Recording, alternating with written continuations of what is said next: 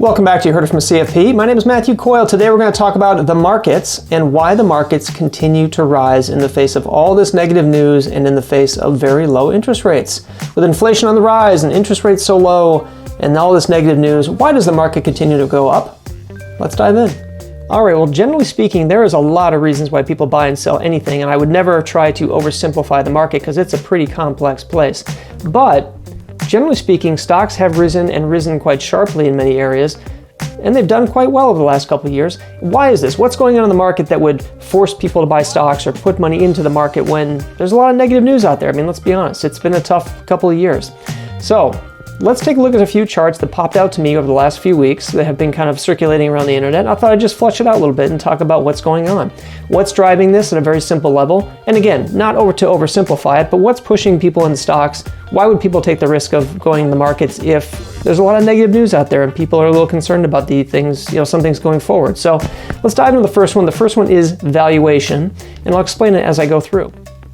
All right, without oversimplifying things, generally speaking, investors assign values to shares when they buy companies, and that's represented by what's called an earnings multiple. The earnings multiple is a representation of how confident an investor may feel in the earnings of a company based on the future valuation that we're willing as investors to assign to a company.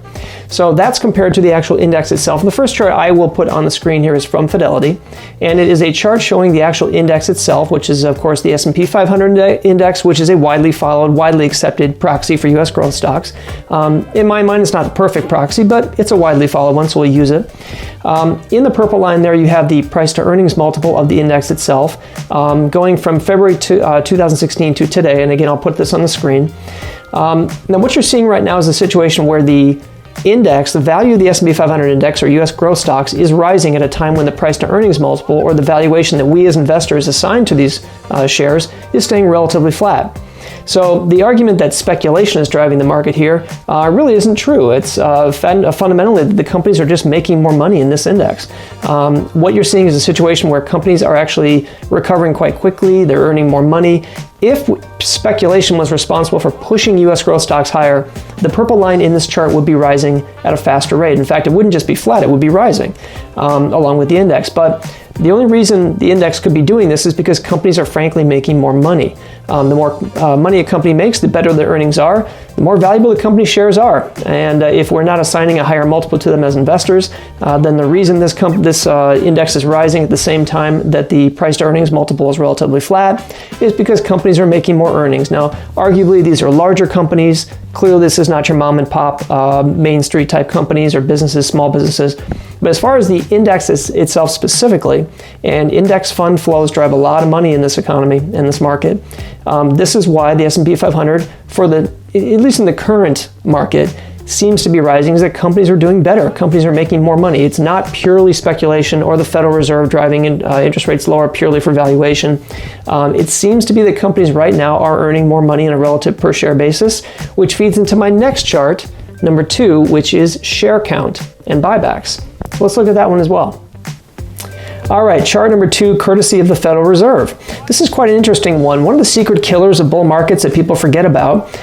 We talk about interest rates. We talk about recessions having an effect on the stock market. Of course they do. Geopolitical events can affect the stock market. Anything can affect the stock market. But one thing that rarely gets discussed is the amount of shares outstanding for the public to buy. Now, publicly traded shares are like any other product or service in a sense. If there's a high demand for them, and a low share count or a low availability, the price will rise. It's economics 101, it's supply and demand.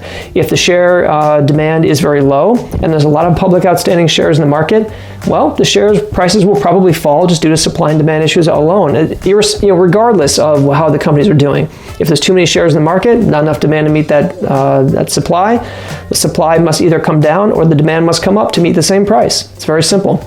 And this particular chart here illustrates that, I think, very nicely. This is a chart going back to 1996 in the stock market. This is the U.S. stock market, courtesy of the Federal Reserve. The red line shows issuance of new stock through IPOs and secondary offerings. And the green line shows retirement, and that's not retirement like you're quitting work. Retirement means companies buying back those shares and taking them out of the public market. So retiring them from a public set that they're not available for the public to buy anymore. So the retirement or the taking out of the market of publicly traded shares by the companies themselves is at one of the highest rates we've ever seen since the 90s. And it's actually at a faster pace than the issuance of those shares. So much like a product or service that gets dumped onto the market, the demand either has to rise to meet that supply, or the supply must come down to meet the demand, because if it doesn't, prices are going to move based on that supply and demand curve. It's simple economics 101, just like any other product or service, no different.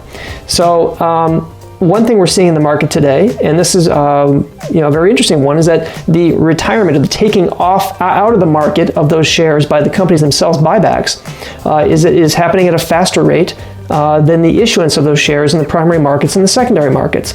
So it's a very interesting piece there. It's no secret that the buyers of publicly traded shares in many cases are the companies themselves, which is a vote of confidence in their own shares. So one thing that's keeping the markets afloat these days, you're just not seeing that relationship flip yet. Like you can in a bull market. Often bull markets are killed by oversupply, not necessarily under performance. So very interesting, that chart there. And again, that comes from the Federal Reserve, which keeps track of this kind of stuff. So that's chart number 2, and we'll move on to chart number 3. All right, chart number 3. This one comes from the Wall Street Journal, and this was actually making its way around the internet, I believe, late summer, early fall, but I'm coming back to it simply because I think it's pretty applicable now. It used to be a heck of a lot easier to make a rate of return that, without a lot of volatility by owning a bond or bond-related portfolio back in the, say, 80s and 90s, relative to now when you have to own more stocks to make a similar rate of return. Today you have to own, and the latest data on this chart is from 2015, but the principle is the same. It is much harder to make a rate of return with limited volatility without being in the stock market these days. It forces you into the markets. It forces equity prices to be a little bit more stable and more propped up, so to speak, propping up the markets, forcing people to buy stocks. You used to be, and when I first came into this business, you could own a lot more bonds and make a pretty decent return with a fairly limited volatility in your portfolio. Now that just simply isn't the case. You have to own a wider variety of assets. That includes, and of course, forces people to buy more stock. That could be private equity, could be hedge funds, could be non-US equity, foreign stocks. So you just simply have to buy more stock than you used to. It's pushing people into these markets. Interest rates are much lower than they used to be, and if this continues to go forward, then you can probably expect a lower return on a bond portfolio than you would in the 80s or 90s. So this is forcing people into the equity markets, and you could easily make the case that this is propping the markets up to a certain degree, not artificially or dangerously, but just driving new demand into the market, and that is causing more stock activity than it maybe historically would have before. So that is another chart to consider as to why the markets continued their rise, and why recoveries in many cases are faster in the market than they used to be. So interesting chart there as well. Let's move on to the next one, and the final chart. All right, so this last chart also comes from Fidelity, and this is fund flows coming into various sectors of the market, various asset classes. Particularly in US equity, we are seeing a lot of demand for new shares in this particular market, and we have since November of last year.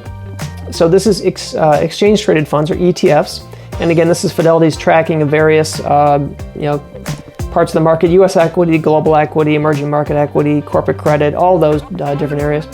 But you can see that since last year, since January of 2020, this very large surge in demand, very large surge in fund flows. This is investors demanding more shares and putting more money to work in the form of ETFs and exchange traded funds, and that is also putting a bid to the market and keeping stocks higher as well. So there you go. There's 4 charts that kind of popped out to me. Not trying to oversimplify it. I know markets are very complex, but those are, I think, 4 big drivers that are pushing things, pushing people into equities, and then helping keep values elevated to a certain degree. So my information is at the end of this video. If you want to reach out to us or you have questions on anything like this, please feel free to reach out, and I very much appreciate your time. Thanks for watching, and I will be with you again next time. Take care.